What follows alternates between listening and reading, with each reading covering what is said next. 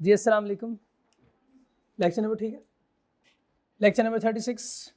और आज के लेक्चर में हम अपना फ्रेश चैप्टर शुरू करेंगे, लेकिन उससे पहले आपका हम सबका फेवरेट चैप्टर नंबर 9 उसे एक दो सवाल पहले डिस्कस करेंगे। अच्छे सवाल ना चैप्टर नंबर 9 में 500 को छोड़ के 500 कितना अच्छा था, हमने कल डिस्कस किया था, आसान था। बस ये है कि इस तरह के सवालों की प्रैक्टिस होनी चाहिए। तो एग्जाम में इस तरह का सवाल आ सकता है? नहीं आ सकता। अब आ गया तो अब दोबारा नहीं आ सकता। ये सवाल आ सकता है, सवाल ये आया भी 2023 में, स्प्रिंग 23 में, जिसका मतलब चांसेस हैं कि दोबारा रिपीट हो सकती है ये सवाल, या इस तरह का सवाल रिपीट हो सकता है। ज़ाहिर सवाल हमारे पेपर में रिपीट तो नहीं होते, लेकिन उस जैसे सवाल आते हैं, जैसे आपने कॉन्ट्रैक्ट में एक्ट में अभी तक देखे सवाल, मोस्टली जो इसकी रिक्वायरमेंट होती है वो मिलती जुलती है। बाज़ दफ़ा तो वो सिमिलर नेचर का सवाल भी दे देता है। करते से बोलो ना, ऐसी होता है ना। तो पेपर में अगर ऐसे सवाल आ सकते हैं तो फिर ऐसे सवालों की तैयारी भी होनी चाहिए। तो इसलिए कहता हूं आप सवालों को प्रैक्टिस किया करें।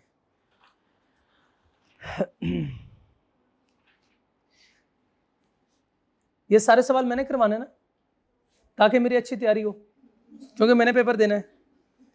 मेरा पेपर पास है, आप लोगों ने करना है।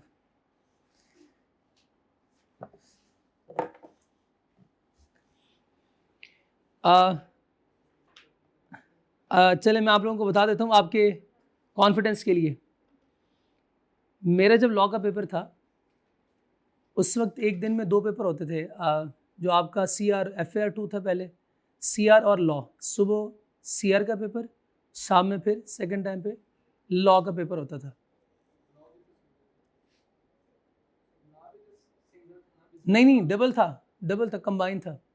उसके बाद फिर वो चेंज हुआ, वो 2-3 साल के लिए वही चेंज हुआ।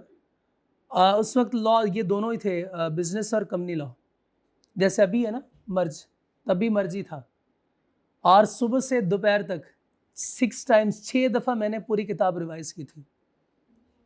यानी ये था कि आप मेरे से किताब का पेज नंबर पूछें, कि पेज नंबर मुझे बोलें, मैं आपको पूरी उस पेज पे क्या लिखा हुआ है ये भी बता सकता हूँ, कौन सा चैप्टर है और इसमें क्या क्या लिखा हुआ है, एक एक लफ्ज़।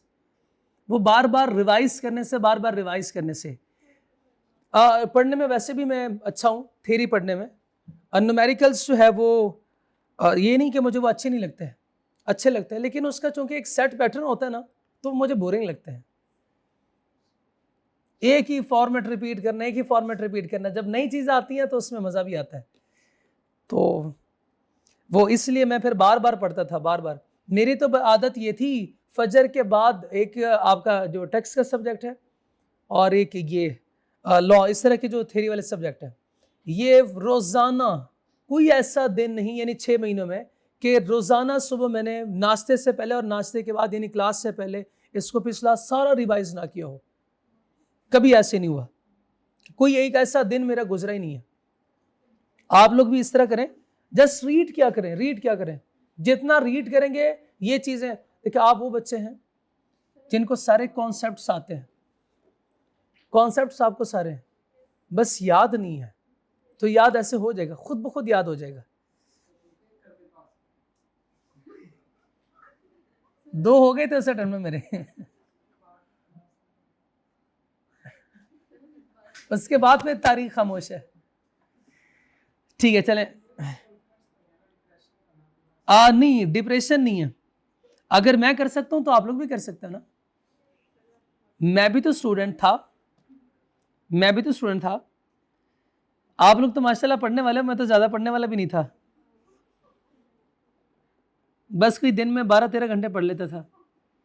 आप लोग तो माशाल्लाह 16-18 घंटे।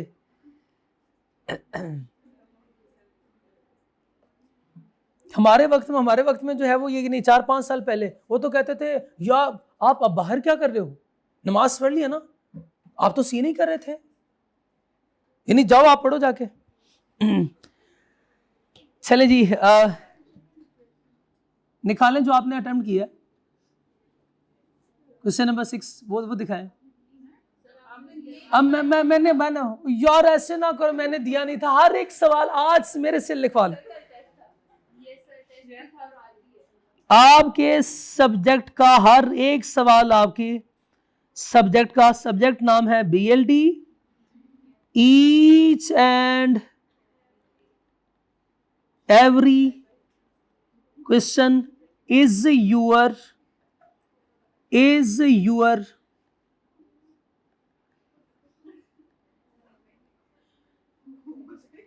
हाँ, कैसे करना आप लोगों ने? रिटन फॉर्म में, ठीक है, रिटन फॉर्म में आप ये अटेम्प्ट करेंगे। Okay, 1 question per day. हाँ, 3 साल बाद पेपर देना हमने। जो मैं करवा रहा हूं आपको पता है, चैप्टर 9 के एक एक सवाल हमने करना है, कोई सवाल नहीं छोड़ना। तो कोई 2 सवाल हस्बे तौफीक जो है वो आप करके आया करें। चलें, कोई नहीं, आज जो है वो हमें पता नहीं था, आज तो बता दिया ना मैंने जी। काजिम में मंडे नहीं, मंडे बहुत दूर है, बहुत दूर है। जुम्मा, हफ्ता, इतवार, फिर मंडे पे 3 दिन है। अभी तो जाया हो जाएंगे, 3 दिन जाया हो जाएंगे। मंडे को करके आएंगे तो फिर कल, या आप लोगों का जो जज्बा है ना, ये मुझे मोटिवेट करता है। जैसे माशाल्लाह आज पूरी क्लास हुई है, मेरा दिल करता है कि थोड़ा सा एक्स्ट्रा आपको पढ़ाऊं। हाँ, कोई एक एक्स्ट्रा तो नहीं कहते, एक्स्ट्रा तो नहीं कहते, एक्स्ट्रा तो वो होता है जो काम का नहीं होता। हाँ, थोड़ा सा ज्यादा पढ़ेंगे, ज्यादा नॉलेज गेन करेंगे, ज्यादा फायदा होगा। चले, Kazim agree to supply 5 lakh cotton fabric roll of a specific design to Zainab's workshop on 4 September between 10 AM to 9 PM. 10 AM से 9 PM. Zainab informed Kazim that she requires the role urgently as she has to cater her orders. चलो, on 4 September 2022, Kazim bought the role to Zainab workshop at 8:30 PM. ओहो, अब तो नहीं कर सकता ना, deliver कर सकता है? अगर वो एक्सेप्ट कर ले, क्या मतलब 10 AM to 9 PM तो ओपन है ना, 10 AM to 9 PM तो वो एग्रीड टाइम पीरियड है जिसमें वो कर सकते हैं। तो वो 8:30 PM यानी टाइम खत्म होने से आधा घंटा पहले वो उसने डिलीवर कर दिया। बहुत अच्छा किया। And asked her to take delivery quickly as she was in hurry to make another delivery before 9 PM in nearby locality. 9 बजे से पहले ना मैंने कहीं और जाके भी डिलीवरी करनी है, जल्दी करो। Zainab wanted to check one roll from each of the 1000 boxes to, इसका मतलब यह है कितने बताएं साबिश? 5000 कॉटन फैब्रिक रोल है ना, सॉरी 5 लाख। एक बॉक्स में कितने? 1000। तो कितने ये नंबर ऑफ बॉक्सेस होंगे? तो तकरीबन 500 बॉक्सेस है ना। तो अब जो है वो ज़ैनब एक एक बॉक्स खोल के एक एक रोल चेक कर रही है। 500 रोल होंगे, अच्छा 1000 बॉक्सेस है, ओके 1000 बॉक्सेस है, एक एक बॉक्स उसने खोल के चेक करना है। They are of the same design which she had order. Definitely उसने अगर ऑर्डर किए हैं तो उसके पास राइट है। काजिम कहता है ना, if she does not sign the goods receiving note within next 10 minute, अगर 10 मिनट के अंदर आपने गुड रिसीविंग नोट किसे कहते हैं? जब आप दराज से कोई चीज ऑर्डर करते हैं तो वो फिर आपसे कोई सिग्नेचर, कोई रिसीविंग लेते हैं। What is this? Good receipt note, इसको कहते हैं। हाँ, कि ये एविडेंस है कि अब आपने चीज रिसीव कर लिया।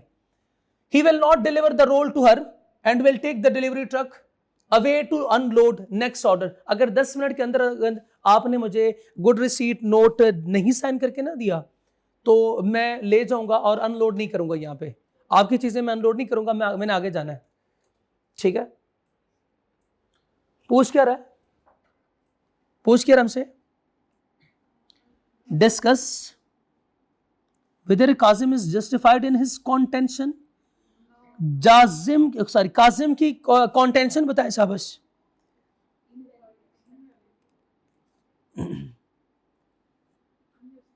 कि 10 मिनट के अंदर अंदर क्या करो, मुझे सारे बॉक्सेस खोल के बेशक चेक करो, लेकिन मुझे 10 मिनट के अंदर अंदर आपने गुड रिसीट नोट आपने इशू करना है। बताएं क्या ये ज़ैनब के लिए पॉसिबल है 10 मिनट के अंदर? क्या रीजनेबल टाइम है? Also discuss Zainab's position if Kazim does not deliver the roll to her. सबसे पहले तो इसको आंसर करेंगे, बताएं शाबाश, क्या वो जस्टिफाइड है? ये क्यों नहीं? हाँ शाबाश, राइट टू इंस्पेक्ट जो है वो उसके पास ये ऑप्शन है, उसके राइट है ये कि वो इंस्पेक्ट कर सकती है, और 10 मिनट उसे देना क्या उसके राइट्स को छीनने के बराबर नहीं है? क्योंकि ये रीजनेबल नहीं है, पॉसिबल ही नहीं है 10 मिनट में। ओके, ये तो बात होगी। Also discuss Zainab's position if Kazim does not. अब बताएं, डायरेक्ट कंपनसेशन पहले कोई बात तो करें ना, क्योंकि ये ब्रीच हो जाएगा ना, फिर ब्रीच हो जाएगा। अब ब्रीच के केस में वॉइडेबल है द ऑप्शन ऑफ ज़ैनब, चाहे तो ठीक है। ये सारी बातें थी। अब अल्लाह करे सोल्यूशन में ये सारी बातें लिखी हो, कोई एडिशनल बात होगी ना तो हम इसको हाईलाइट करेंगे और याद करेंगे, उसको याद करने की कोशिश करेंगे। अपने अगले सोल्यूशन में कोशिश करेंगे कि अगर इस तरह का सवाल हो तो फिर उसको भी ऐड करें। देखिए alpha, Kazim demand to sign the delivery note within 10 minutes is unreasonable. Yes, बिल्कुल जस्टिफाइबल नहीं है। 1000 बॉक्सेस को इंस्पेक्ट करना in such a short time is not possible. Zainab must be given a reasonable opportunity to inspect the goods for quantity and quality. So Karim is not justified. Kazim threat to take the delivery away does not make his offer valid. Zainab's position बताएं। If Kazim refuses delivery, he commits a breach. Zainab can rescind the contract and claim damages from non-delivery. कोई नहीं, additional बात नहीं थी। चलें,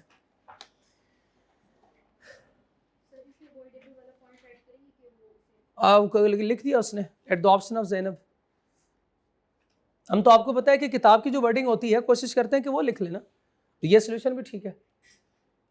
और याद रखिएगा कभी आपका सोल्यूशन जो है वो सोल्यूशन से मैच नहीं करेगा, कभी आपका सोल्यूशन जो है वो एग्जामिनर के सोल्यूशन से मैच नहीं करेगा, ठीक है ना। लॉ में डिफरेंट सोल्यूशन सही हो सकता है, लॉ में डिफरेंट सोल्यूशन सही हो सकता है। क्या मतलब इसका? बस आंसर आपका डिफरेंट होगा, आपका आंसर डिफरेंट होगा। डिफरेंट आंसर से मुराद गलत आंसर नहीं है, डिफरेंट आंसर से मुराद यह है कि आपने प्रोविजन लिखी है, किताब की वर्डिंग लिख रहे हैं तो वो एग्जामिनर के शायद सॉल्यूशन के मुताबिक नहीं होगा। और आप जब भी देखते हैं तो ये आपका सॉल्यूशन और किताब का सॉल्यूशन थोड़ा सा डिटेल होता है, देखा होगा आपने, थोड़ा सा डिटेल होता है। और ये डिटेल्ड सॉल्यूशन आपका भी होगा जब आप प्रैक्टिस करेंगे, ठीक है, जब आप प्रैक्टिस करेंगे उससे हो जाएगा। कभी तो कर ही लेंगे ना, कभी तो। Assume that in above, Qasim brought the cotton fabric roll for delivery to Zainab workshop on 5 September at 10:30 AM। 5 सितंबर तो क्या हुआ? 5 सितंबर को है तो क्या मसला है? क्या लेट है? क्या मतलब लेट है? 5 को ये कहाँ लिखा और को ये कहाँ लिखा हुआ है? कहाँ लिखा? ये लिखा हुआ है, ठीक है। 5 नंबर, और उसके बाद जब मर्जी कर लें, रात को बेशक करें, कोई मसला नहीं है। But Zainab refused to take the delivery. However, Zainab offered to take the delivery if she is given a special discount of 20% on the invoice amount. हम तब ही इसको एक्सेप्ट करेंगे अगर आप 20% हमें इनवॉइस अमाउंट पे जितनी की वैल्यू है 20% कम पैसे अगर लेते हैं तो उस सूरत में ज़ैनब कहती है मैं एक्सेप्ट करूंगी, अदरवाइज नहीं। तो इसको क्या कहते हैं? Under the provision of discuss Kazim's position if he refuses to give the discount and sue Zainab for breach of contract. जी, सब पहले तो ये बताए ना, क्यों नो? ब्रीच क्यों नहीं कर सकता? हाँ, ये ऑलरेडी उसकी तरफ से ब्रीच है, तो ये एडॉप्शन ऑफ ज़ैनब है कि वो इसको एक्सेप्ट करती है कि नहीं? ब्रीच उसकी तरफ से है, तो ये ब्रीच का केस जो उसका होगा वो वैलिड नहीं है। और हाँ, रिफ्यूज कर सकता है, डिस्काउंट से रिफ्यूज कर सकता है। ठीक है, सेकंड भी देख लेते हैं। Agree to give the discount and make the delivery but later sue Zainab to pay the full amount.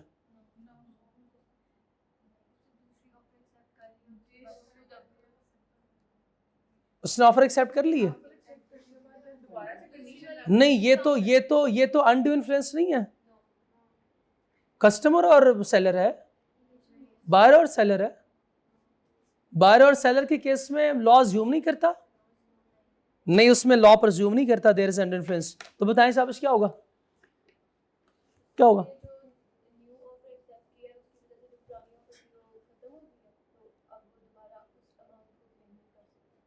इसकी एक्सेप्टेंस की वजह से जो प्रीवियस ऑफर थी वो खत्म हो गई, अब ये new offer and new acceptance है, मींस के नया कोई कॉन्ट्रैक्ट बना है, तो ये कॉन्ट्रैक्ट वैलिड कॉन्ट्रैक्ट है। बताएं क्या अब वो ज़ैनब को सू नहीं कर सकता? फुल अमाउंट के लिए नहीं कर सकता, तो कितना अमाउंट के लिए कर सकता है? 80% of the values, discounted amount के लिए, इतने के लिए सू कर सकता है। अलग सोल्यूशन में यही बात लिखी हो, कोई डिविएटेड सोल्यूशन है तो उससे कुछ नया सीखने को मिलेगा। मैं तो दुआ करता हूं कोई नई बात हमें सीखने को मिले, लेकिन हर बार वही बात होती है जो आप बताते हैं। Zainab inform Karim of the urgency, इसका मतलब there is the time is essence of the contract.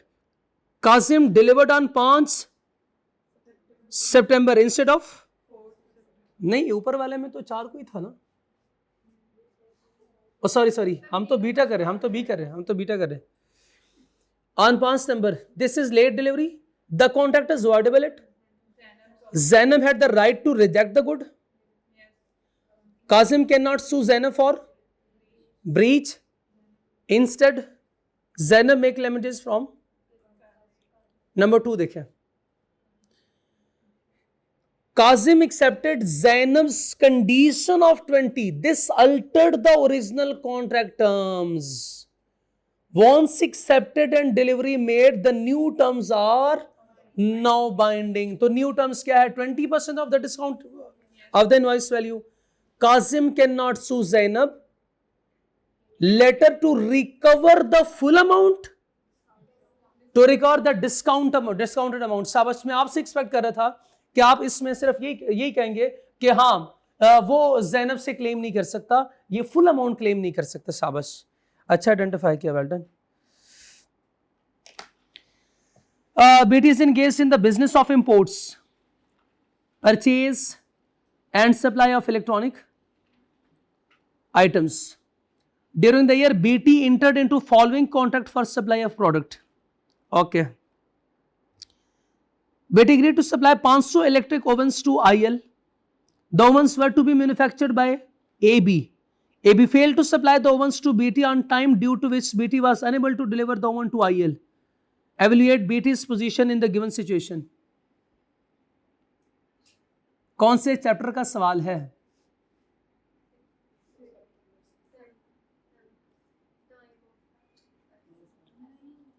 Time is essence कहां लिखा हुआ है?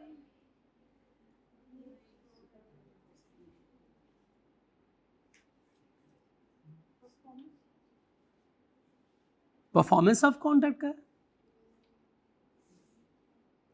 परफॉर्मेंस ऑफ कॉन्ट्रैक्ट का बता दे फिर हमें कौन सा टॉपिक है। सुपरवीनिंग इम्पॉसिबिलिटी में, सुपरवीनिंग इम्पॉसिबिलिटी में बताया कौन सा पॉइंट है फिर? ये नहीं है, है ना? नहीं, टॉपिक तो वही है ना, टॉपिक तो वही है। उसमें लिखा हुआ था कुछ फैक्टर ऐसे हैं जिससे सुपरवीनिंग इम्पॉसिबिलिटी साबित नहीं होती। हाँ, तो वो बताएं कौन सी एग्जांपल है इसमें से ये? हाँ, खोल के मुझे एग्जांपल दिखाएं, मुझे एग्जांपल दिखाएं। हम ऑनलाइन वालों को एग्जांपल देंगे, बताएंगे। पेज नंबर भी बताया हमें।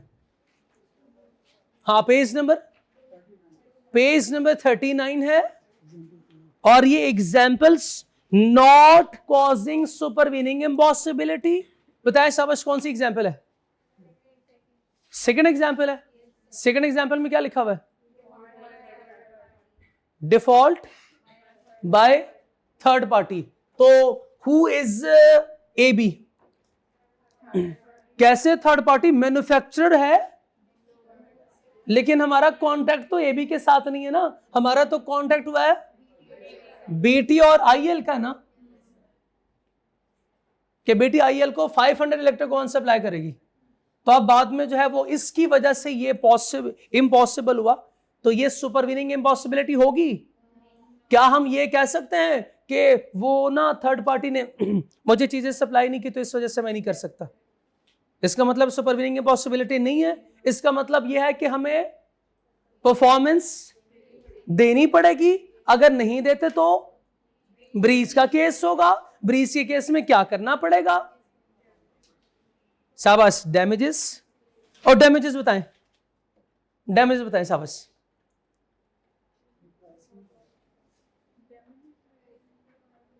जब डैमेजेस नहीं मेंशन होती तो हम क्या कहते हैं? और रीजनेबल या एक्चुअल लॉस? Actual loss. और डैमेजेस हमेशा एक्चुअल लॉस के बराबर होते हैं ना, रीजनेबल कर लो। ठीक है, आगे चलें। यस जी, नहीं कॉन्टिंजेंट नहीं होता, कॉन्टिंजेंट तो नहीं होता, कॉन्टिंजेंट तो। अच्छा, हर कॉन्ट्रैक्ट को अनसर्टन ना कहें कि हमें क्या पता अगला इसको परफॉर्म करेगा कि नहीं करेगा। तो हर कॉन्ट्रैक्ट जबरदस्ती इसको कॉन्टिंजेंट की तरफ ना लेके जाएं। कॉन्टिंजेंट के कुछ रूल्स थे। आप ना हर जब भी आपको प्रॉब्लम हो, आपने मैंने वो शेयर किया था आप लोगों के साथ, डिफरेंस बिटवीन कॉन्टिंजेंट नहीं किया था, तो मैं कर दूंगा मुझे मैसेज करना। बल्कि एक स्टूडेंट के साथ शेयर किया था शायद मैंने, वो किसी एक स्टूडेंट के साथ किया होगा। फिर वो चैप्टर का था, फिर उसमें ये वाला नहीं किया होगा। आप प्लीज ये ग्रुप में भी शेयर कीजिएगा।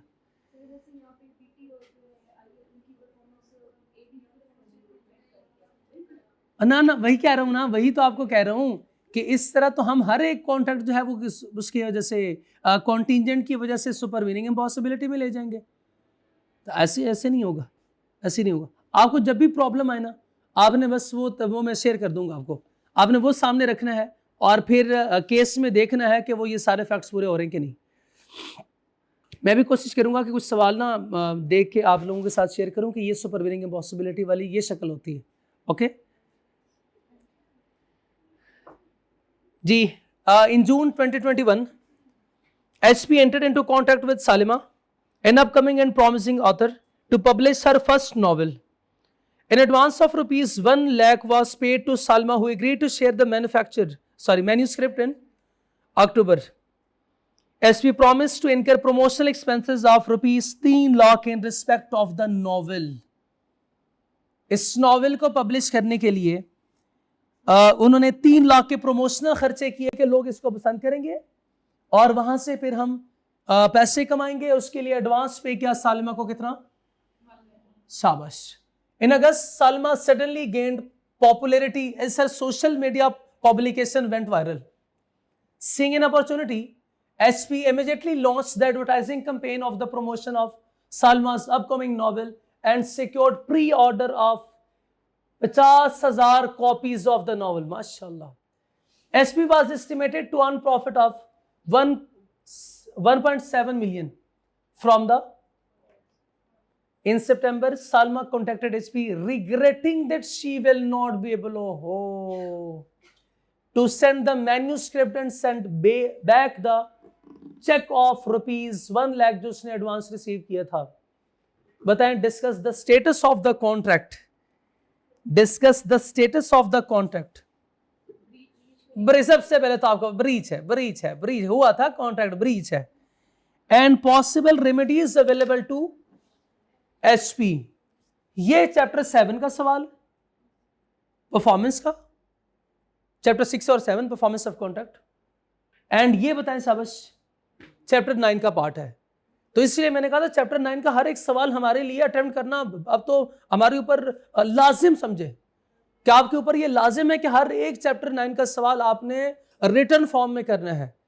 वजह कि हर प्रीवियस चैप्टर का सवाल इधर टेस्ट हो सकता है, इसलिए मैं इस चैप्टर में आपसे ये पूछता हूं, सबसे पहले आइडेंटिफाई करो कौन सा चैप्टर है।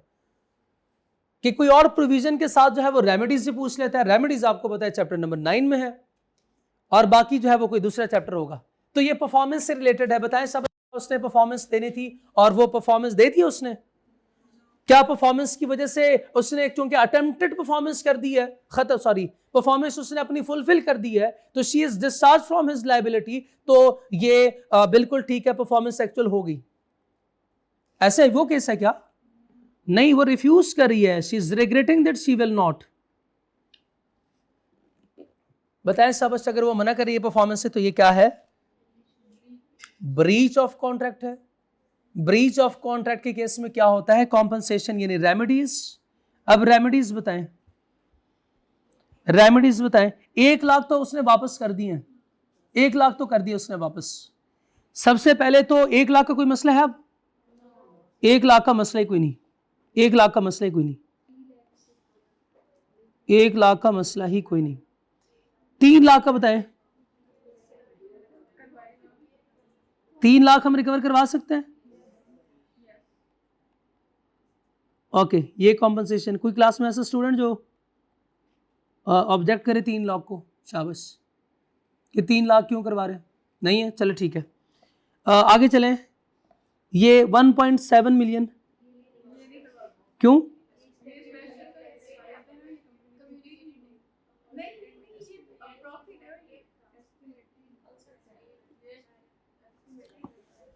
हाँ, चूंकि कम्युनिकेटेड नहीं है, चूंकि कम्युनिकेटेड नहीं है तो ये क्या, ये नहीं करवा सकते ना, ऐसे ना, क्योंकि कम्युनिकेटेड नहीं है।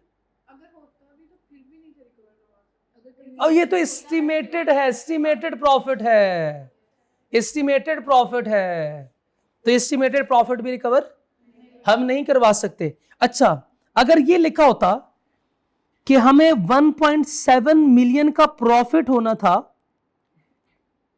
अब 1.7 मिलियन का प्रॉफिट नहीं बल्कि 1.2 मिलियन का प्रॉफिट होगा। अब उसके ना आने की वजह से हम एक्सपेक्ट कर रहे थे 1.7, लेकिन अब इतना प्रॉफिट होगा।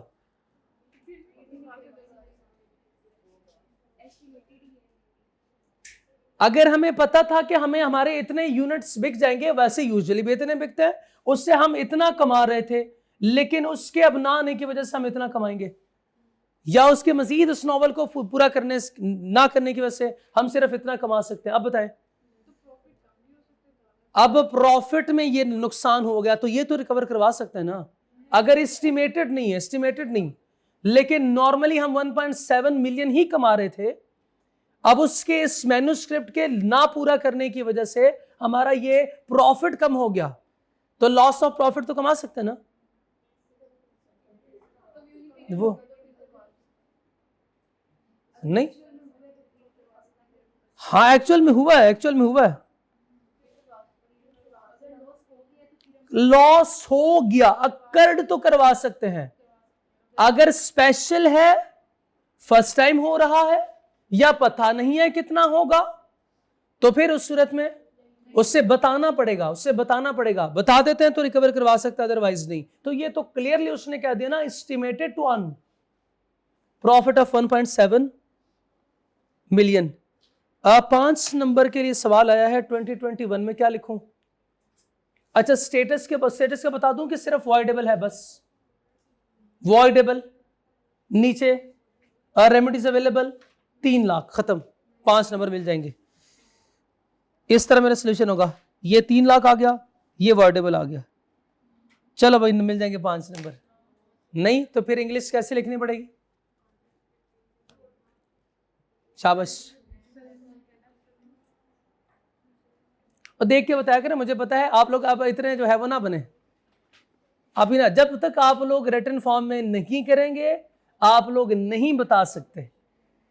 काश कि ये बात आपके दिलों में उतर जाए कि जब तक रिटन फॉर्म में आपने सवाल नहीं किया, आप जबानी कलामी भी इसको एक्सप्लेन नहीं कर सकते। बस आपको सिर्फ दो अल्फाज पता है कि वॉइडेबल है, 3 लाख रिकवर करवा सकता हूं, और ये तो जुमला आपके जुबान पे अब चढ़ गया, voidable at the option of agreed party.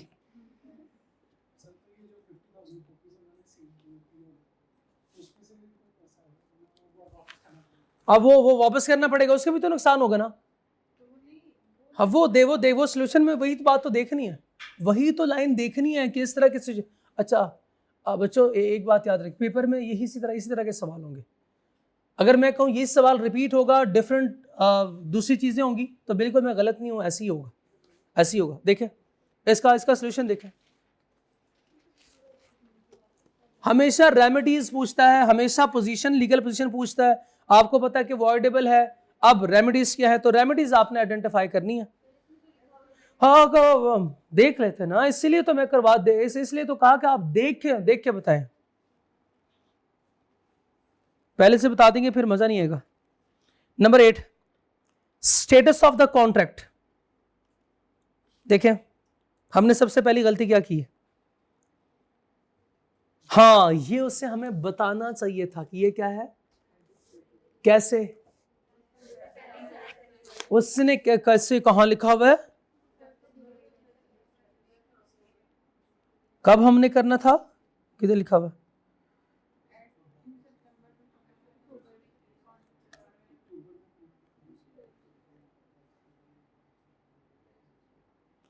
जून में हम उनसे कॉन्ट्रैक्ट कर रहे हैं कि उसने हमें क्या करना है, प्रिपेयर करके देना है। हाँ, और कब देना है उसने, अक्टूबर। ये कहां लिखा हुआ है, सेकेंड लाइन में अक्टूबर। अभी क्या अक्टूबर का महीना आया, अक्टूबर का महीना आने से पहले शाबाश, क्या हुआ, अगस्त में वो पॉपुलर हो गई, अगस्त में पॉपुलर हो गई, सितंबर में उसने हमें मना कर दिया, बेशर्मी के साथ मना कर दिया कि हम तो आगे नहीं कर सकते, हमारी तरफ से माजरत है। तो क्या ड्यू डेट से पहले पहले वो माजरत कर रही हैं, ड्यू डेट से पहले उसका माजरत करना इस, तो ये चीज, ये लाइन हमने मिस की थी ना। नेक्स्ट टाइम इसका मतलब यह है कि हम डेट्स देखेंगे ना, इसलिए आपने देखा होगा मैं आपसे परफॉर्मेंस डेट पूछता हूं ना, मैं आपसे ब्रीज की डेट पूछता हूं ना कि कब, तो ये मकसद यही होता है मेरा कि आप डेट्स को देखें कि डेट्स में हो क्या, डेट्स में बड़ा इंपॉर्टेंट कॉन्सेप्ट होता है। तो ये लाइन आज आपने मिस किया, नेक्स्ट टाइम तो नहीं ये गलती करेंगे, इंशाल्लाह नहीं करेंगे। अब गलती होगी, गलती तो अच्छी होती है। अच्छा आगे उसने लिखा 2 नंबर है इसके भी, एंटिसिपेट, ये बताने की ये एंटिसिपेटरी ब्रीच है। Salma refused to deliver the manuscript in September, 1 month before the agreed time in October. This amount to an anticipatory breach of the contract. बच्चे कहते हैं सर हम सही लिख के आए हैं। भाई आपका जवाब सही है, बिल्कुल ठीक है, लेकिन जवाब में कुछ एसेंशियल्स बातें होती हैं जो आप मिस कर जाते हैं, जैसे एंटिसिपेटरी ब्रीच है। अब इस सवाल के 5 नंबर है, तो आपने पूरा सही भी हो जाएगा, तो 3 नंबर मिलेंगे जो आपके बकौल सही है। फिर कहते हैं पूरे नंबर 5 नंबर मैंने ना बहुत ही काट के मैंने 4.5 मार्क्स लगाए हैं, बिल्कुल कम किए हैं। तो अब अपने जो 4.5 मार्क्स अपने लिए लगाए तो उसको लिया है वापस, पहले तो 3 पे। Options available to HP as the agreed party, HP is the agreed party. कैसे, क्योंकि सालमा क्या कर रही है, ड्यू डेट पे वो ब्रीज कर रही है, ड्यू डेट पे उसने परफॉर्मेंस नहीं दी, तो ये the option of agreed party voidable है। कैन चूज इन 2 ऑप्शंस, और वो 2 क्या है, या तो इमीडिएटली रिसेंड करे कॉन्ट्रैक्ट को एंड क्लेम डैमेजेस, और treat the contract is operative. इसको मैंने बताया था आपको, जाने दो ड्यू डेट का, आने दो शाबाश, ड्यू डेट को इसको अभी जाने दो ऐसी, और आने दो ड्यू डेट को, उसमें पता चलेगा, उसमें देखेंगे। And then claim remedies if Salma still fails to deliver a manuscript in October यही है ना, अक्टूबर में। पॉसिबल डैमेजेस देखें, advance payment, yes HP can retain the check of fund as reimbursement, बिल्कुल ठीक है। Promotional expenses 3 lakh spent on advertising, anticipated profits. HP can claim estimated profit loss of 1.7 million from pre-orders. Pre-orders, हमने सब कुछ तो देखा, हमने ये भी देखा कि एस्टिमेटेड लिखा हुआ है, लेकिन हम ये एक चीज भूल गए कि pre order is not estimated. और जब लोग ऑर्डर कर चुके हैं तो आप कैसे कह सकते हैं कि ये हम एक्सपेक्ट कर रहे हैं कि इतनी कमाई होगी? वो तो लोग ऑर्डर कर चुके हैं ना। बताएं सबस, जब ऑर्डर हो जाता है तो क्या उसमें ये कह सकता हूं मैं कि इंशाल्लाह इतने ऑर्डर्स होंगे? और जब पता है कि 500 ऑर्डर है, पता है कि 5 लाख ऑर्डर है, और ऑर्डर का मतलब क्या होता है? कस्टमर आया, कस्टमर ने, हमने पेमेंट कर दी हुई है एडवांस, तो ये प्री ऑर्डर्स है। तो बताएं सबस, क्या अभी ये एस्टिमेटेड है और इट इज कंफर्म्ड? कैसे कंफर्म्ड? कहां से पता चला? सिक्योर्ड प्री ऑर्डर से पता चला। उसने हाँ, तो कौन सा, तो हमने कौन सा कहा था कि भाई हम आपको बताएंगे कि अगर आप ये इससे हम इतना कमाएंगे? नहीं, उसने कहा था कि मैं, अच्छा मुझे बताएं कि ऑर्डिनरी डैमेजेस है कि नहीं? इस तरह की सिचुएशन में जब भी हम प्री ऑर्डर हमें आती हैं, प्री ऑर्डर्स आते हैं और हमारी चीज डिलीवर नहीं हो जाती, तो इस तरह की सिचुएशन में हमें नुकसान होता है कि नहीं होता? इसका मतलब ऑर्डिनरी है, इसका मतलब स्पेशल है ही नहीं। तो जब स्पेशल नहीं है तो मुझे बताने की जरूरत ही नहीं है।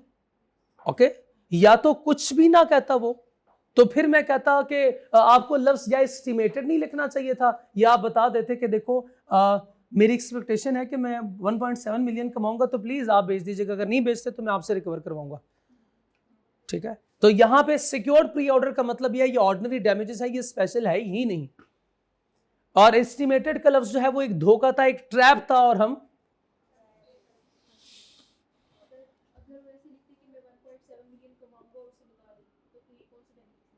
हाँ, हम जो है वो इस तरह के नॉवल से 1.7 मिलियन कमाते हैं और उससे बता दे कि आपके ना, उसके अगर नहीं करते तो मेरा इतना नुकसान हो जाएगा। दिस इज स्पेशल डैमेजेस, क्योंकि उससे कंफर्म है कि वो इतना कमाता ही है, नॉर्मल प्रैक्टिस होगा।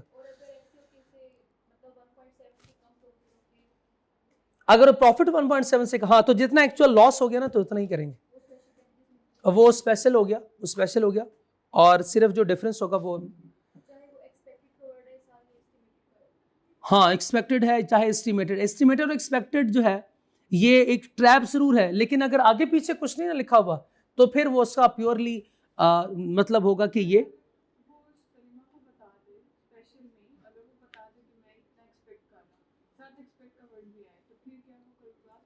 अगर सलीमा को हम सिर्फ बता दें कि आई एक्सपेक्ट रुपीज 1.7 मिलियन और अभी तक कोई प्री ऑर्डर नहीं है, यही सवाल है आपका? ये सिक्योर प्री ऑर्डर है, तो फिर ये धोखा है। सिक्योर्ड प्री ऑर्डर का मतलब यह है कि आप हमने कमाना ही कमाना है, तो एस्टिमेटेड या एक्सपेक्टेड एक धोखा है। ओके, अगर ये ना होता और यहां पे लिखा होता एस्टिमेटेड नहीं एक्सपेक्टेड, एस्टिमेशन अमाउंट के लिए लफ्ज यूज होता है, एक्सपेक्टेशन पता नहीं के लिए यूज होता है। एस्टिमेटेड का मतलब होता है कमाना ही कमाना है, अब 1.7 मिलियन कमाना है, 1.71 1.72 मिलियन कमाना है। एस्टिमेशन कंफर्म चीज के लिए, और कंफर्म में आपको सिर्फ अमाउंट के ऊपर नीचे का खदशा होता है, जबकि एक्सपेक्टेशन में यह होती है कि पता नहीं आए ना आए, प्रॉफिट हो ना हो, एक्सपेक्टेड है। एस्टिमेशन का मतलब है लेकिन एग्जैक्ट अमाउंट का नहीं पता। बिल्कुल भी नहीं, हम ज्यादा कमा लें क्यों प्रॉफिट शेयर करेंगे? ओके, अच्छा सवाल था। अच्छा सवाल वो होता है जिसमें आप ज्यादा गलतियां करते हैं।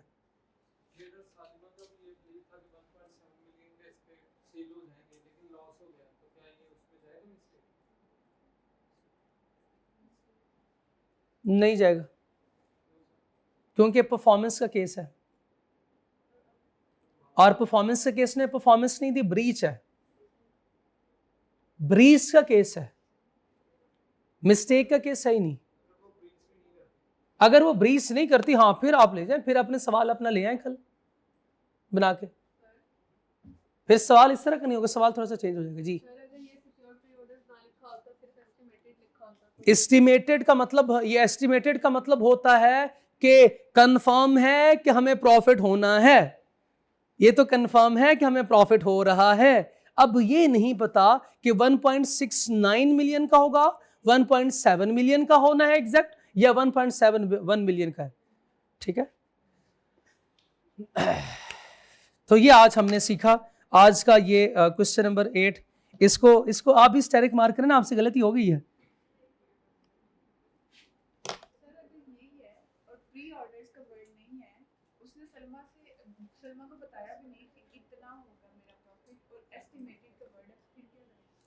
अगर अमाउंट भी नहीं है, अमाउंट है, ये नहीं है, हाँ,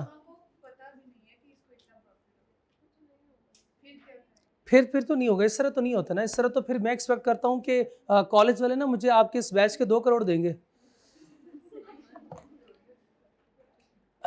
चलें जी,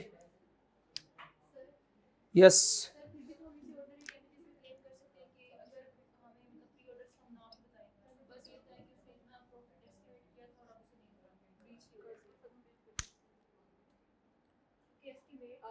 हाँ हाँ, वो उस तरह तो कर सकते हैं। चले अब आ जाए, आप प्रैक्टिस और करेंगे तो और भी ये मसले हल हो जाएंगे। चले आ जाए। क्वेश्चन नंबर 6, 7, 8 हमारा ये आज हमने किया है। अब आपकी असाइनमेंट सुन लें कि अगले सवाल, कितने सवाल हैं वैसे इसके टोटल? 16। 4 कर लें आप, 4 रिटन फॉर्म में, 4 रिटन फॉर्म में कर लीजिएगा, 4 फिर अगले। नहीं, मंडे के लिए कह रहा हूँ, आप क्या आपको हाँ मंडे के लिए मैं कह रहा हूँ, मंडे को जब आएंगे तो करेंगे। ठीक है, ठीक। रोना शुरू कर देते हैं फौरन, मैं नहीं बात करता, मैं नहीं बोलता, जाए। अच्छा, चैप्टर नंबर 11। चैप्टर 11 आपकी जिंदगी का इंपॉर्टेंट चैप्टर है। इसके बाद वाले जितने भी चैप्टर्स हैं, 11, 12, 13, 14 एंड 15।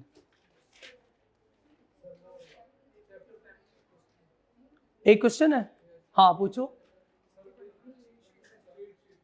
चीट शीट में क्या है यार? चीट शीट का एक छोटा सा सवाल होगा, कोई छोटा सा मसला होगा, इसको काट दिया करें फिर। जी बताओ, शाबाश। वो आपका दोस्त है, आप भी बताओ ना, आपसे नहीं पूछा ना इसने। Nabila was told to buy cows but सवाल है ये, page number 55। Nabeel was told to buy cows but bought sheep instead। Nabeel को हमने कहा था भाई, ये नहीं ये मुझे बताएं सबस, इसके पास अथॉरिटी थी, कौन सी authority? Express authority. Express authority में क्या लिखा हुआ था कि बाय कॉज या शीप? हाँ, ईद आ रही है, because but he bought. क्या प्रिंसिपल बाउंड है? क्या मुझे ये बताओ कि नबील ने अपनी अथॉरिटी से एक्सीड किया है? Yes, principal is bound. Yes, principal is bound. No को काट के लिखें, yes principal is bound.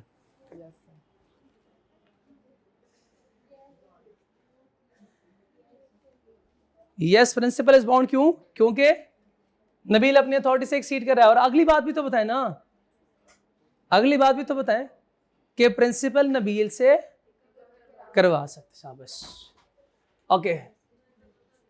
Partnership act, contract act के बाद आपने एजेंसी एक्ट पढ़ लिया, अब है नेक्स्ट पार्टनरशिप एक्ट।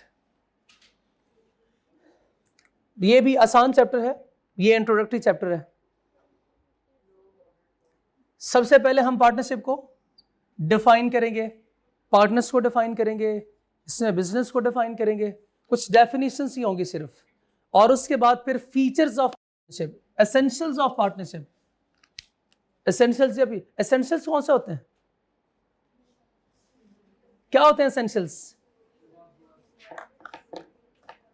एसेंशियल्स जो सारी चीजें किसी भी पार्टनरशिप एक्ट के लिए इसमें होना जरूरी है, इसमें लाजमी है। पेज नंबर बताएं।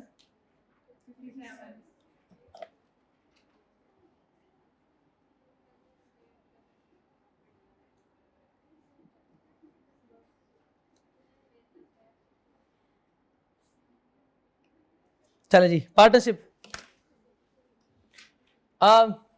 अकाउंटिंग में आपने पार्टनरशिप को डिफाइन किया होगा, पीएससी में आपने पार्टनरशिप को डिफाइन किया, I2B में, शाबाश। अकाउंटिंग में भी आप पार्टनरशिप को डिफाइन करते हैं ना जी, डेफिनेशन बताएं। शाबाश, बिल्कुल, दो या दो से ज्यादा लोग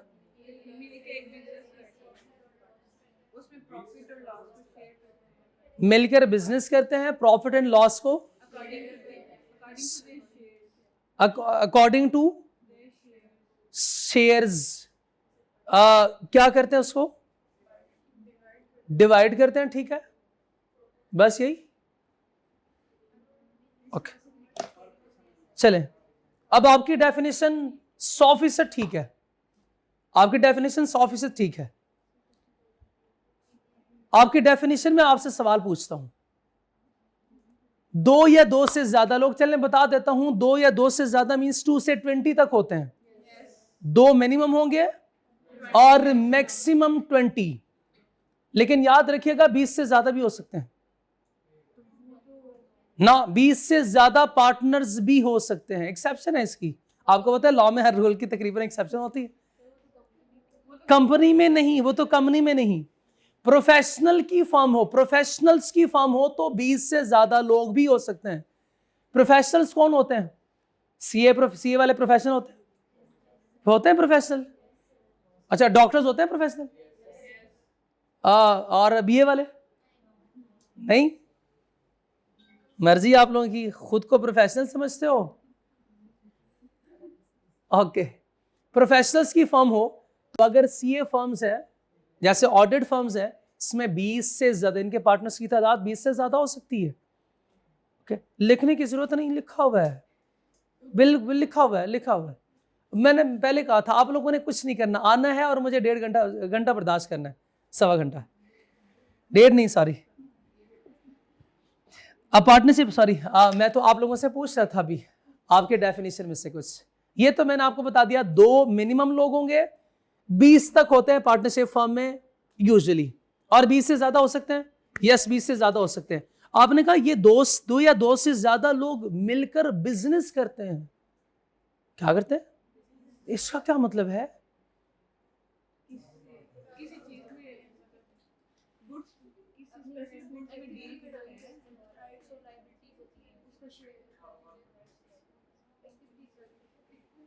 बिजनेस करते हैं, बिजनेस का मतलब क्या होता है? कारोबार, बहुत अच्छे, उर्दू तर्जुमा हो गया। बिजनेस का मतलब होता है कि इनकी इंटेंशन प्रॉफिट अर्न करना है। किस नीयत से काम करते हैं ये मिलके? प्रॉफिट की नीयत से, प्रॉफिट कमाने की नीयत से ये काम कर रहे होंगे। अगर, अच्छा मुझे बताएं कि जैसे दो या दो से ज्यादा लोग, ईदी फाउंडेशन है, दो से ज्यादा लोग हैं, दो से ज्यादा लोग होते हैं, बताएं शाबाश, इनका मकसद प्रॉफिट अर्न करना होता है क्या? तो क्या हम उसको पार्टनरशिप स्टाइल बिजनेस कह सकते हैं? क्यों नहीं, क्योंकि उनका मकसद प्रॉफिट अर्न करना नहीं होता, प्रॉफिट अर्न करना नहीं होता। और एक बात आपने एडिशनल और की कि ये प्रॉफिट और लॉस एग्रीड रेशियो के साथ शेयर करते हैं, on the basis of agreed ratio वो प्रॉफिट और लॉस शेयर करते हैं, ऐसी है। अच्छा, मैंने प्रॉफिट कमाया, यानी फर्म जो है वो पार्टनरशिप फर्म, ये प्रॉफिट अर्न करती है लेकिन आगे शेयर नहीं करते प्रॉफिट, आगे शेयर नहीं करते। फॉर एग्जांपल कोई बिजनेस है, 5-6 लोग हैं आपस में कोई बिजनेस कर रहे हैं, और बिजनेस का जो प्रॉफिट आता है वो आगे शेयर नहीं करते, रिटेन करते, तो क्या मैं इसको पार्टनरशिप बोल सकता हूं? क्या मैं कह सकता हूं ये पार्टनरशिप?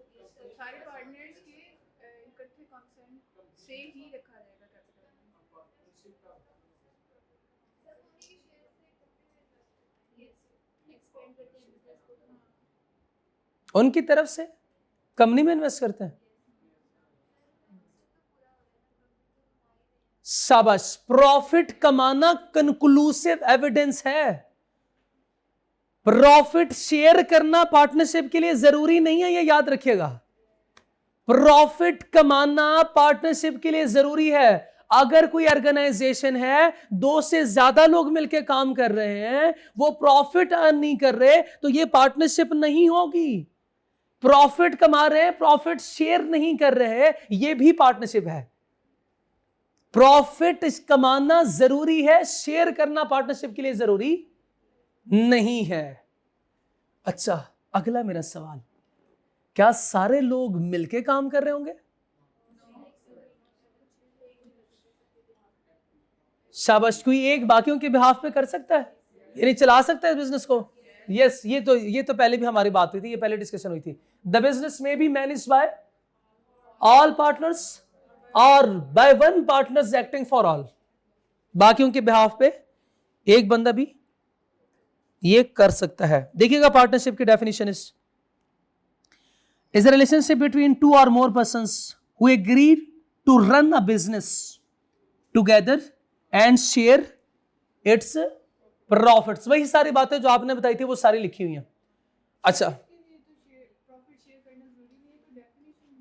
हाँ, डेफिनेशन में लिखा हुआ है शेयर प्रॉफिट, बिल्कुल ठीक लिखा हुआ है। वो प्रॉफिट को शेयर करते हैं, इसलिए आगे वो हमें एसेंशियल्स भी बता रहा है, एसेंशियल में ये बात करेगा, ठीक है। डेफिनेशन में तो लिखा हुआ है ना प्रॉफिट शेयर करेंगे। भाई पार्टनर्स ना इस नियत से आए होते हैं कि वो प्रॉफिट शेयर करेंगे। वो और बात है कि अगर ना मिले तो वो कैपिटल, और हर दफा ऐसे नहीं होगा कि भाई ठीक है हमारा कैपिटल बढ़ाओ, हमारा कैपिटल बढ़ाओ, तो फिर वो क्यों इतना कजल हो रहे हैं, वो छोड़ दें, फिर ठीक है रहने दें। थर्ड पार्टी कौन होती है? शाबाश, पार्टनर के अलावा अब third party is any person who is not a partner but deal with the firm in business. Means कि किसी ट्रांजैक्शन में फर्म के साथ अगर वो इन्वॉल्व है तो वो थर्ड पार्टी होगी, वो पार्टनर नहीं होना, उसको होना चाहिए।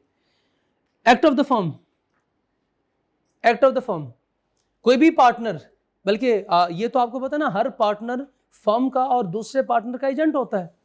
हर पार्टनर फर्म का एजेंट होता है। अगर वो अपनी अथॉरिटी के अंदर काम करता है, अपनी अथॉरिटी के अंदर काम करता है, बताएं शाबाश, उसके इस एक्ट के लिए कौन लायबल होगा? फर्म लायबल होगी कि नहीं होगी? फर्म लायबल होगी ना। तो एक्ट ऑफ द फर्म, यानी अगर कोई पार्टनर विद इन अथॉरिटी किसी थर्ड पार्टी के साथ कोई ट्रांजैक्शन करता है तो इसको ऐसे ही समझा जाएगा कि ये पार्टनरशिप फर्म और थर्ड पार्टी के दरमियान कोई ट्रांजैक्शन, कोई एग्रीमेंट है। Act of the firm means any action done by partner within his authority that creates right and liabilities of partner।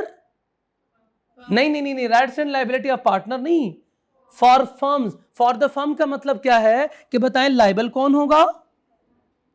Liability किसकी होगी? लाइबिलिटी फर्म की होगी। और लाइबिलिटी एक्ट किसने किया है? पार्टनर ने। पार्टनर के एक्ट के लिए कौन लाइबल है? बताएं कि क्या मैं कह सकता हूं कि पार्टनर एजेंट है और फर्म प्रिंसिपल है? यस, बिल्कुल बिल्कुल बिल्कुल सही है, बिल्कुल सही है। Business, business, business, business means any charitable activities. Charitable activities कौन सी होती है? नॉट फॉर प्रॉफिट होती है। डू नॉट क्रिएट अ, तो बताएं साहब, लॉफुल ट्रेड जिसमें कुछ लेना कुछ देना होता है, ऑक्यूपेशंस और प्रोफेशन भी यही है, जिसमें आप कुछ लेते हैं, कुछ सर्विसेज देते हैं या कुछ चीजें देते हैं, वो क्या है, उसके बदले आप पैसे लेते हैं या देते हैं। दिस इज व्हाट ट्रेड, जिसको आप गिव एंड टेक कहते हैं, और यही बिजनेस है। यही क्या है? बिजनेस है। कोई चैरिटेबल एक्टिविटी होगी तो वो चूंकि वन साइड होती है, उसमें आपको बदले में कुछ नहीं मिलता, कंसीडरेशन जीरो है, तो फिर इसको बिजनेस में, तो जो बिजनेस नहीं है वो पार्टनरशिप भी। बताएं शाबाश, इनके मालिकान को क्या कहा जाता है? Partners. Partners, persons who join together in a partnership are called partners. और कलेक्टिवली क्या कहा जाता है? फर्म। और जिस नाम से ये बिजनेस ऑपरेट कर रहा है वो फर्म नेम। जिस नाम से बिजनेस ऑपरेट कर रहा है वो firm name. Note, note additional एक बात लिखी हुई, provision of the contract act 1872 also apply to partnership unless they conflict with the partnership act. यानी कहीं पे ये कॉन्ट्रैक्ट एक्ट में बात लिखी हुई है, वो पार्टनरशिप एक्ट में वो वैसे ही फॉलो होगी।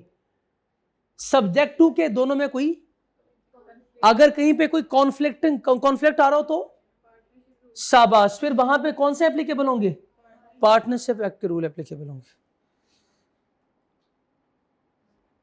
अब एसेंशियल्स देखें। एसेंशियल्स मींस कि ये पार्टनरशिप के लिए सारी बातें होना जरूरी है। जरूरी है पार्टनरशिप के लिए कि क्या होना चाहिए? दोनों पार्टीज के दरमियान, यानी पार्टनर्स के दरमियान क्या होना चाहिए? एग्रीमेंट। पार्टनर के दरमियान इस एग्रीमेंट को, पार्टनर्स के दरमियान इस एग्रीमेंट को हम नाम देते हैं पार्टनरशिप डीड। क्या? Partnership deed. जैसे आप एग्रीमेंट को लिखते थे ना, वैसे पार्टनरशिप डीड जो है वो भी एक सफा है जिसमें सारे पार्टनर्स एग्री करते हैं कि यस, ये हमारा कैपिटल है, ये हमारे राइट्स एंड लायबिलिटीज हैं, और ये हमारी रिस्पॉन्सिबिलिटीज हैं, और प्रॉफिट शेयरिंग रेशियो, ये सारी बातें इस पे लिखी होती हैं। Partnership is created through an agreement between partners. The agreement में बी ओरल, रिटर्न फॉर्म में ओरल और इम्प्लाइड। रिटर्न बोले तो ओरल, बोले तो इम्प्लाइड। बताएं पार्टनरशिप इम्प्लाइड है। पार्टनरशिप इम्प्लाइड कैसे? पार्टनरशिप कैसे इम्प्लाइड हो सकती है जी? शाबाश, साइन कर दिया, रिटर्न है, मना नहीं किया। क्या मतलब मना नहीं किया? ये तो कॉन्ट्रैक्ट एक्ट वाली एग्जांपल आपने दी थी, मना नहीं किया। वो बच्चे को हमने वो विंड स्क्रीन साफ करने से मना नहीं किया था, तो जब नहीं रोका तो इसका मतलब एम्प्लॉयड एक्सेप्टेंस है। तो एम्प्लॉयड पार्टनरशिप भी बताएं। शाबाश, एम्प्लॉयड जी, इशारों से। हाँ, एम्प्लॉयड पार्टनरशिप बोलो ना। एम्प्लॉयड, एम्प्लॉयड भाई कह रहे हैं जो रिटन और ओरल ना हो। आपका बहुत शुक्रिया, ठीक है। तो रिटन और ओरल ना हो, इशारों से कैसे ये पार्टनरशिप होगी?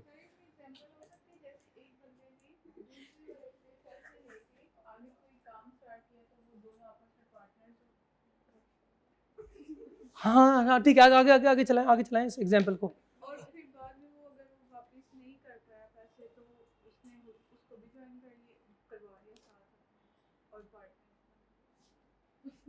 बहुत बहुत अच्छी एग्जांपल, बस सही ट्रैक पे। मैं आपकी एग्जांपल को थोड़ा सा मैं मॉडिफाई करता हूँ। वेल डन, आपने अच्छी एग्जांपल दी, मैं इसको थोड़ा मॉडिफाई करता हूँ। हमने ऐसे किया कि हमने ना, हम 3-4 लोगों ने, अब भाई इशारों से आप दे दो, चुप क्यों रहे? आपने पैसे दिए, मैंने पैसे डाले, हमने कोई बिजनेस एक्टिविटी शुरू की। अब क्या किया, जब प्रॉफिट कमाया हमने, इशारे से मैंने जेब से पैसे निकाले। हाँ, मैंने जेब से, ना वो कुछ बोला ना मैं कुछ बोला। हमने क्या किया? प्रॉफिट कमाया ना, प्रॉफिट शेयर भी किया। हाँ, पार्टनरशिप ऐसे भी हो सकती है कि आप कोई बिजनेस कर रहे हो, आप लोगों ने मिलकर कोई बिजनेस किया, अब आपका कोई इरादा नहीं था कि हम क्या करेंगे, यानी आप इधर हम कोई भी कॉन्ट्रैक्ट करते हैं तो वो लिखत पढ़त में होता है ना, पहले से पता होता है ना राइट्स एंड लायबिलिटीज क्या है। पार्टनरशिप में भी पहले से पता होता है ना राइट्स एंड लायबिलिटीज क्या है। हमने ना कोई एक्टिविटी, बिजनेस एक्टिविटी की, हमने क्या किया? हमने बिजनेस एक्टिविटी की। सर प्लीज एक्सप्लेन, या एग्जाम्पल के साथ बिजनेस एक्टिविटी को। अब पूछो ना, बिजनेस एक्टिविटी की एग्जाम्पल है। आजकल ना बहुत अच्छा कारोबार है, हम क्या करते हैं, जानवर खरीदते हैं और बेच देते हैं। हम 2-4 लोग रोजाना जाते हैं मंडी और जानवर वहां से खरीदते हैं, दूसरे मंडी में जाके बेच आते हैं और कहते हैं इंपोर्टेड है, इंपोर्टेड जानवर। हमने क्या किया? हम ऐसे करते हैं, रोजाना पैसे कमाते हैं। अब हमने कभी बैठ के ये डिसाइड नहीं किया कि इतना प्रॉफिट होगा, 50-50 करेंगे या 20-30-40 इस तरह करेंगे। पैसे आते हैं, हम पैसे आपस में बांट देते हैं, पैसे आते हैं, पैसे आपस में बांट देते हैं, पैसे आते हैं, पैसे आपस में बांट देते हैं। अब लॉ कहता है कि आप लोगों का ये जो एक्ट है ना, ये बिल्कुल पार्टनरशिप के रूल्स की तरह है। मानते हैं आप भी पार्टनरशिप के रूल की तरह? बिजनेस कर रहे हैं, प्रॉफिट कमा रहे हैं, प्रॉफिट कमा के बांट रहे हैं आपस में। तो पार्टनरशिप की डेफिनेशन तो यही थी ना। अकेला बंदा मैं नहीं हूं, हम लोग हैं तभी तो बांट रहे हैं ना। दो हैं या दो से ज्यादा हैं, तो ये है इम्प्लाइड। इम्प्लाइड की बहुत अच्छी एग्जाम्पल भी है, बहुत अच्छी एग्जाम्पल भी है। पार्टनर्स थे 5-6 सालों से ये इस रेशो से जो है वो प्रॉफिट शेयर कर रहे हैं। जैसे फॉर एग्जांपल 2:3:1, ये 3 लोग है ना, 3 बताएं कि एसेंशियल्स पूरा हो रहा है ना, ये 2 से ज्यादा है ना, और प्रॉफिट्स कमा भी रहे हैं ना, और शेयर भी कर रहे हैं ना। अच्छा, ये ना पिछले 5 सालों से यही प्रॉफिट शेयरिंग रेशियो के मुताबिक, अदर देखें प्लीज, इधर देखें बस 5-7 मिनट और, वो ये प्रॉफिट कमा रहे हैं। अब छठे साल ये बंदा कहता है खुद 2 हिस्से और एक 3 हिस्सा, मुझे 1 हिस्सा दे रहे हैं, बाकी खुद 2 और 3 रख रहे हैं। ये भागा जाता है जज साहब के पास। जज साहब कहते हैं जब 5 सालों से तुझे ख्याल नहीं आया, भाग जा वापस। ये इंप्लाइड पार्टनरशिप है और ये इंप्लाइड रेशियो है। अब ये पार्टनरशिप ऐसे ही चलेगी, ये ऐसे ही चलेगी। हाँ, वो चाहे तो इसको ब्रेक कर सकता है, चाहे तो निकल जाए, चाहे तो चला जाए, कहते भाई मैं अब कल से नहीं। अब अगर वो इन्वेस्टमेंट बढ़ाता है तो प्रॉफिट में से हिस्सा नहीं बढ़ता। ये किसने कहा कि इन्वेस्टमेंट बढ़ेगी तो प्रॉफिट में से हिस्सा बढ़ता है? उसका प्रॉफिट शेयरिंग रेशियो यही रहेगा। ये याद रखें, प्रॉफिट शेयरिंग रेशियो कुछ और होता है, investment is something else. Investment कुछ और होती है, प्रॉफिट शेयरिंग रेशियो ये नहीं होता। 500 कमाया ना, 500 कमाया, वो होता है एग्रीड। तो अगर एग्रीड यही है तो आपको 1 हिस्सा मिलेगा। एग्रीड 500 कमाया, 500 के 2 हिस्से, 3 हिस्से, 1 हिस्सा, इस तरह हम करेंगे। 500 के 2 हिस्से, 500 के 2 हिस्से 250। टोटल हिस्से पहले काउंट करते हैं 5 और 1 6। ये ऐसे करते हैं 2/6 × 500, ऐसे करते हैं ना आप। ऐसे कर 3/6 × 500, 1 और 6 × 500। अब अगर कोई अपना कैपिटल इन्वेस्टमेंट बढ़ाता है, बिजनेस को पैसे देता है, तो बिजनेस का कैपिटल बढ़ जाएगा। कैपिटल बढ़ने से ये 500 की जगह 5000 प्रॉफिट आएगा ना, तो यहां पे इंटू 5000 5000 5000, ये लो प्रॉफिट शेयरिंग रेशियो वही है, बस 0 इधर आ गया, 0 इधर ऐड हो जाता है। ठीक है, वो जिस इन्वेस्टमेंट की आप बात कर रहे हैं, जिस कैपिटल की आप बात कर रहे हैं, वो माना के होता है, वो इनिशियल इन्वेस्टमेंट होती है। खैर छोड़े वो बातें छोड़े, लेकिन ये इंप्लाइड पार्टनरशिप के एग्जांपल आपको समझ आ गई? ओके।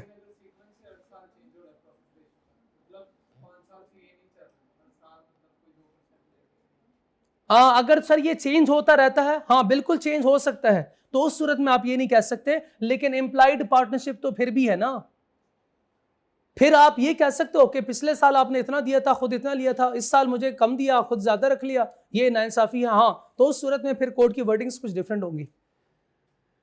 लेकिन वो इंप्लाइड पार्टनरशिप फिर भी है। हम तो बात कर रहे थे इंप्लाइड पार्टनरशिप की। बताएं शाबाश, पार्टनरशिप के लिए एग्रीमेंट का होना जरूरी है ना? Partnership is created through agreement, उसको क्या कहा जाता है? Partnership deed. और डीड में भी partnership arise from, not from status. क्या मतलब इसका? नॉट फ्रॉम स्टेटस, क्या मतलब क्या इसका? पार्टनरशिप के लिए पार्टनरशिप का कॉन्ट्रैक्ट होना जरूरी है। बस ये कहना ये मेरा पार्टनर, ये काफी नहीं है, ये काफी नहीं है, ये इंप्लाइड भी नहीं है, ये इंप्लाइड भी नहीं है। और कॉन्ट्रैक्ट जो है वो कॉन्ट्रैक्ट भी इंप्लाइड हो सकता है ना। कॉन्ट्रैक्ट अगर इंप्लाइड हो सकता है तो पार्टनरशिप कॉन्ट्रैक्ट भी इंप्लाइड हो सकता है। और एसोसिएशन ऑफ 2 और मोर पर्सन, 2 या 2 से ज्यादा लोग होंगे, at least 2 persons are required to form a partnership. All partners must have the legal capacity. क्या मतलब इसका? लीगल कैपेसिटी शाबाश, वो कॉम्पिटेंट टू द कॉन्ट्रैक्ट होने चाहिए। Normally a partnership can not have more than except professional firms where the limit may be higher than 20, higher than 20, 20 से ज्यादा हो सकता है ना। इफ पार्टनर रिड्यूस टू 1, अगर पार्टनर एक हो जाए तो, पार्टनर एक हो जाए तो सोल पार्टनरशिप, अच्छा तो पार्टनरशिप खत्म हो जाएगी, कोई सेकंड स्टाइल ऑफ बिजनेस हो जाएगा, फिर ये कोई दूसरा स्टाइल ऑफ बिजनेस जिसको आप नाम देते हैं सोल, यानी पार्टनरशिप तो खत्म होगी ना। बताएं शाबाश, ये किस लिए कर रहे थे बिजनेस, सॉरी ये पार्टनरशिप किस लिए थी? To carry on business. Partner must actually run a business. Merely property को ओन करना या रेंट शेयर करना does not create a partnership. Rent sharing is not a partnership, rent share करना is not a partnership. इसकी detail कल बताऊंगा। Also an agreement to start business in the future, हम करेंगे इंशाल्लाह, हम करेंगे। तो आज से कह दो कि हम तो पार्टनर हैं, हम तो पार्टनर हैं और हर पार्टनर के हर एक्ट के लिए दूसरा लायबल होगा, नहीं, ये गलत बात है। मैं पढ़ाऊंगा। Sharing of profits must intend to share the profit of, profit sharing is strong evidence of but not conclusive proof। मैं खा लूंगा। Sharing gross revenue instead of, तो आपने देखा प्रॉफिट कमाते हम हैं, प्रॉफिट शेयर भी करते हैं। प्रॉफिट शेयर करना एक एविडेंस जरूर है स्ट्रॉन्ग कि ये तो पार्टनरशिप कर रहे हैं, लेकिन बताएं शाबाश कि क्या जरूरी है हर हाल में हम प्रॉफिट शेयर करेंगे? एक एग्जांपल और सुने, किसी साल लॉस आया तो क्या करेंगे? तो प्रॉफिट तो नहीं शेयर कर सकते, तो प्रॉफिट तो होगा नहीं, लॉस शेयर करेंगे। चलो कल ये भी बात हो जाएगी, कैसे लॉस शेयर कर सकते हैं आप? इक्वली शेयर होता है। ऐसे पार्टनर होंगे, कहेगा लॉस नहीं मुझे शेयर करो, सिर्फ प्रॉफिट शेयर करना।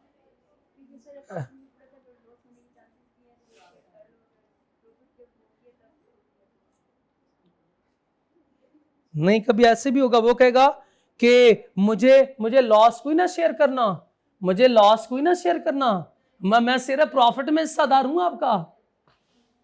ये जैसे आपके दोस्त होते हैं ना, जो दोस्ती में आपके साथ होते हैं, लेकिन जैसे थोड़ा सा मुश्किल वक्त आता है फौरन भाग जाते हैं। जैसे भाई भाग रहे हैं, भाई भाग रहे हैं, ठीक है, ओके, चले जी आज का लेक्चर खत्म करते हैं। अस्सलाम वालेकुम।